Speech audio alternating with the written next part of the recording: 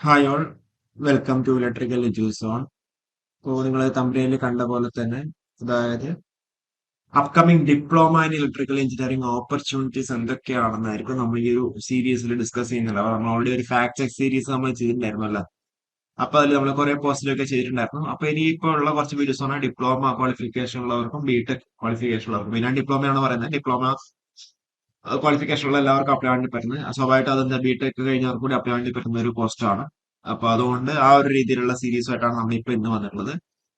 അപ്പോൾ PWD overseer grade 1 electrical notification എപ്പോൾ വരും? അപ്പൊ നമുക്ക് അതിന്റെ കഴിഞ്ഞ വർഷത്തെ കാര്യങ്ങളൊക്കെ നമുക്കൊന്ന് നോക്കാം.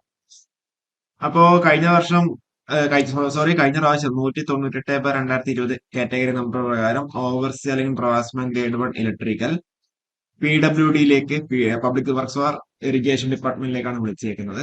2020 വന്നൊരു നോട്ടിഫിക്കേഷൻ ആണ്. 26,500 തൊട്ട് 56,700 വരെ ഫ്രീ റിവേഴ്സ്ഡ് സ്കെയിലാണത്.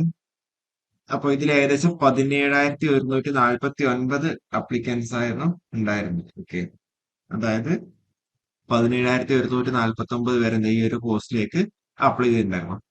പക്ഷെ അതിലെ എക്സാമിന് വേണ്ടി കൺഫർമേഷൻ കൊടുത്ത ഏകദേശം 9,500ഓളം ഉദ്യോഗാർത്ഥികളാണ് എന്ത് ചെയ്യുന്നത്, ഈ ഒരു എക്സാമിന് വേണ്ടി കൺഫർമേഷൻ കൊടുത്തേക്കുന്നത്. 2020 നോട്ടിഫിക്കേഷൻ വന്നിട്ട് നിങ്ങൾക്കറിയാലോ, ആ ഒരു സമയത്തൊക്കെ ഭയങ്കര ഡിലേ ആയിട്ടൊക്കെയായിരുന്നു എക്സാം കണ്ടക്ട് ചെയ്യുന്നത്. 2022 നവംബർ മാസം 1 തീയതിയാണ് എന്ത് നമ്മുടെ എക്സാം കണ്ടക്ട് ചെയ്തേക്കുന്നത്. അപ്പൊ നമുക്ക് അവിടെ പറയുകയാണെന്നുണ്ടെങ്കിൽ 2020 നോട്ടിഫിക്കേഷൻ വന്നു. 2022 എക്സാം കണ്ടക്ട് ചെയ്തിട്ട് 2023 ഫെബ്രുവരിയിലാണ് എന്ത് ചെയ്തിരിക്കുന്നത്, അവിടെ ഷോർട്ട് ലിസ്റ്റ് വന്നിട്ടുള്ളത്. ഓക്കെ, ആ ഒരു ഷോർട്ട് ലിസ്റ്റിൽ ഏകദേശം 223 കാൻഡിഡേറ്റ്സിനെ അവർ ഇൻക്ലൂഡ് ചെയ്തിട്ടുണ്ടായിരുന്നു. മെയിൻ ലിസ്റ്റിൽ 103 പേരും സപ്ലിമെന്ററി ലിസ്റ്റിൽ 120 പേരുമാണ് അവർ ഇൻക്ലൂഡ് ചെയ്തേക്കുന്നത്. ഈ ഒരു എക്സാമിന് അവര് വന്ന ഒരു കട്ട് ഓഫ് മാർക്ക് എന്ന് പറയുന്നത് 72 മാർക്കാണ് കട്ട് ഓഫ് മാർക്കായിട്ട് വന്നിട്ടുള്ളത്. അപ്പൊ 103 കാൻഡിഡേറ്റ്സ് ആണ് ഈ 72 മാർക്കിന് അബവ് ആയിട്ട് സ്കോർ ചെയ്തിട്ടുള്ളത്. ഇപ്പൊ 2023 ഫെബ്രുവരി മാസം 2 തീയതി, ഫെബ്രുവരി മാസം 20 തീയതി ഷോർട്ട് ലിസ്റ്റ് വന്നു.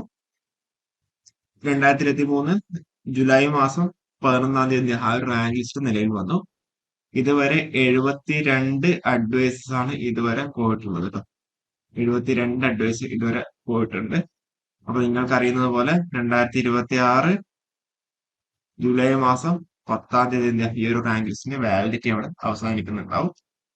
അപ്പോൾ നമ്മളെ കേരള ബേസിന് ട്രെൻഡ് അനുസരിച്ചിട്ട് നമുക്ക് വേണമെന്നുണ്ടെങ്കിൽ എന്ത് ചെയ്യാം, മെയ് അല്ലെങ്കിൽ ജൂണൊക്കെ ആകുമ്പോൾ നമുക്ക് ഇവിടെ ഒരു നോട്ടിഫിക്കേഷൻ നമുക്ക് അവിടെ എക്സ്പെക്ട് ചെയ്യാം.